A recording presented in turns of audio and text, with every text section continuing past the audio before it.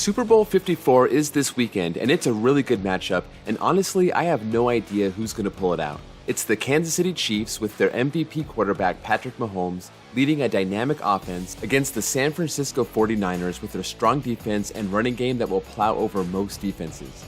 There's no clear-cut favorite here, so how do we make heads or tails out of this matchup? Let's boil this down to a battle between each city's amusement park. For Super Bowl glory, it's California's Great America versus Worlds of Fun.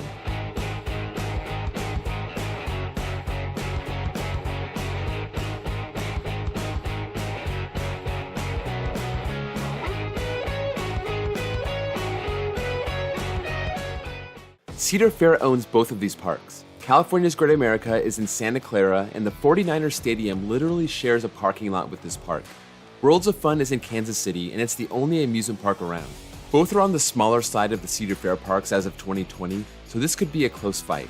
Let's start off with the coaster battles.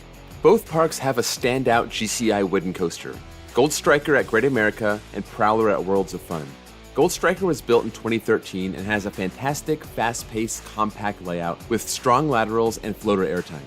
It does run a little rough though, which takes some points off, but it's a top 50 coaster for me, and it's my second favorite coaster in the park.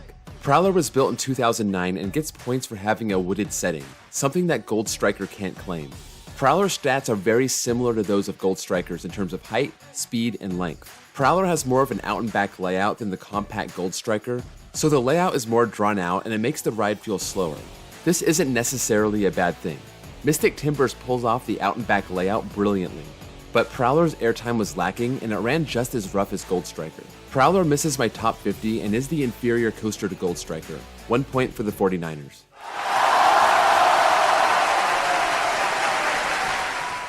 Both parks also have an older wooden coaster.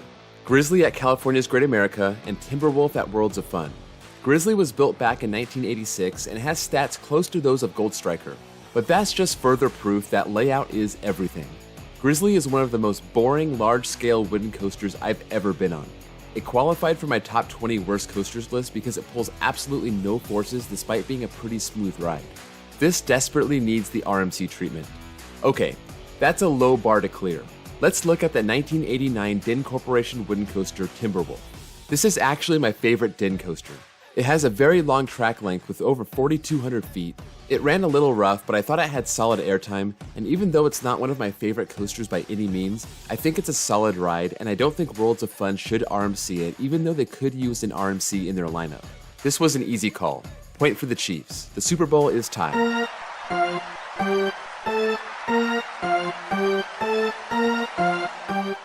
Now let's look at the battle of B&M inverts. Flight Deck at California's Great America and Patriot at Worlds of Fun. This is a tough one. It's one of B&M's original inverts versus one of their newer ones. Patriot sports 47 more feet in height and almost 1,000 feet more of track, plus one more inversion. Patriot definitely feels like the more complete ride here, and it has kind of a funky layout. But does that mean that it's better? Not necessarily. Flight Deck is a typical old school B&M, which means that it's short, but it's incredibly intense. I love the setting of the ride also, and it has one of the great finales of any coaster out there, with an incredibly whippy corkscrew followed by a helix at full speed over the lake. In this case, newer isn't better. I'm gonna go for the coaster with more character. I prefer Flight Deck. Point for the 49ers.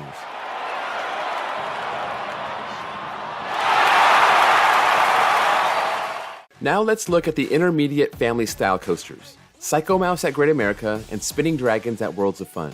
Psycho Mouse was built in 2001 and is one of those rare Aero Wild Mouse coasters, and it's actually one of the most revered wild mice out there. I really enjoyed this, but it's still a wild mouse coaster, so I'm not going to go crazy about it. And then there's the 2004 Gerstlauer spinning coaster Spinning Dragons. This is similar to the Pandemonium coasters you'll find at multiple Six Flags parks. You face the riders across from you, and the more the weight is mismatched, the more you'll spin. I thought Spinning Dragons was a lot of fun and it had a nice setting, and I'm definitely a sucker for spinning coasters. Point for the Chiefs. The game is tied. This next category I will reluctantly call the janky loopers. Demon at Great America versus Boomerang at Worlds of Fun. Demon is an Aero coaster that opened in 1976. It originally just had 2 corkscrews, but in 1980 the 2 loops were added. This coaster isn't smooth by any means, but it works the inversions into the layout really well, and it has a nice setting that you can't see from the rest of the park. And it's a classic aero looper that hopefully has a future at the park. Boomerang at Worlds of Fun was built in 2000, and it actually looks really cool where it is with a vibrant orange color. I do enjoy boomerangs more than most enthusiasts, but I'm not going to give this the win over a classic aero looper like Demon. Point to the 49ers. He shoots! He scores! The last coaster battle will be for Steel Airtime Machines, Railblazer at Great America versus Mamba at Worlds of Fun. Railblazer is an RMC Raptor that came to Great America in 2018. These Raptors are known for their pacing, intensity, and airtime, but they're very short rides. But you know what isn't a short ride? The 1998 Morgan Hypercoaster Mamba at Worlds of Fun, featuring over 5,600 feet of track. I admit that I did not get to ride this. It was closed the day that I went to Worlds of Fun. I have heard reviews from other people, and I have ridden Steel Force at Dorney Park, and despite the 205-foot height and over a mile of track, I've never seen anyone say that they prefer these Morgan Hypers over an RMC Raptor, so I'm gonna have to assume that Railblazer gets this point also. 4-2 Niners. Double your pleasure, double your fun. That's a statement of... Worlds of Fun only has a kiddie coaster left, the Wacky Worm Cosmic Coaster. California's Great America can answer this with Lucy's Krabby Cabbies. That leaves two coasters for California's Great America that Worlds of Fun can't answer. The weird Intamin family coaster Woodstock Express, and the stand-up turn floorless B&M Patriot, which I thought was a pretty solid ride for its size and its age. These are worth an extra 1.5, so it's 5.5 to 2 in favor of the San Francisco 49ers. Big summer blowout?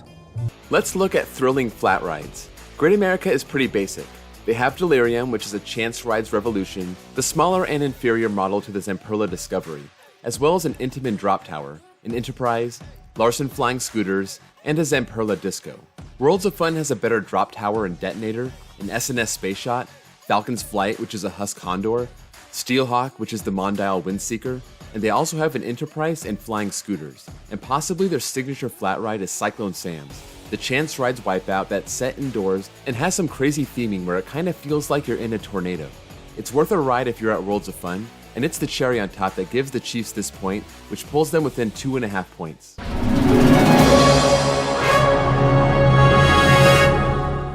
Let's look at which park has rides that give you the best photo ops. Great America is strong with its 200-foot Star Tower that's located right in the middle of Gold Striker's footprint, and you can get great shots from up there. It also has Eagles Flight / Delta Flyer, the chairlift that takes you from Action Zone to Orleans Place, and it goes right over the middle of the park. Worlds of Fun has the train, which is probably best for getting photos of Prowler that you normally wouldn't be able to see. And there's also the Skyliner Ferris wheel over by Patriot, which provides decent views but nothing great.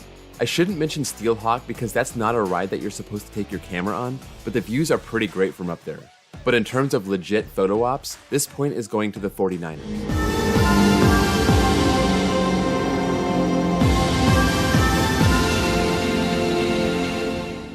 The final category is Park Atmosphere. I've been to each of these parks once, both in 2018, about a month apart. I was at Great America for Railblazer's first pass holder preview day, so it was a pretty busy Saturday. I thought this park looked really nice. It was running at full strength because it was such a busy day, so I was pretty impressed with the overall atmosphere, especially the front of the park where the carousel is along with Patriot, Railblazer, and Gold Striker. I thought it looked great. The back of the park was a little more bland where Grizzly and Psycho Mouse are, but overall this park exceeded my expectations from this one visit. I went to Worlds of Fun on a Friday after the 4th of July, and the park was absolutely dead. Everything was a station wait or a walk-on. Some of the rides were open later in the day, like Timberwolf, and like I said before, Mamba never opened. Worlds of Fun is also a pretty park. It has a little more of a confusing layout than Great America. I did get lost a couple times trying to find Prowler, while Great America's circular layout was pretty easy to navigate. All I have to go on is my one visit at each park, and I definitely preferred Great America, coming in at number 18 on my top 25 parks, while Worlds of Fun did not qualify. But I will get back to both of these parks this year. So game, set, match for the 49ers. They take this game 7.5 to 3, and will take out the Chiefs in Super Bowl 54. Football family, there's no higher honor than winning the Super Bowl. There's no better feeling than this feeling right now. All that being said, if we did this for Cedar Point, Cleveland sports teams would win every year, so maybe this means nothing. Or maybe, just maybe, it'll be right. I am picking the 49ers to win the game. I think they're a more solid, consistent team than Kansas City, and Kansas City seems to be prone to more major mood swings. And if the Niners can run the ball like they did against Minnesota and Green Bay, then Kansas City is in trouble.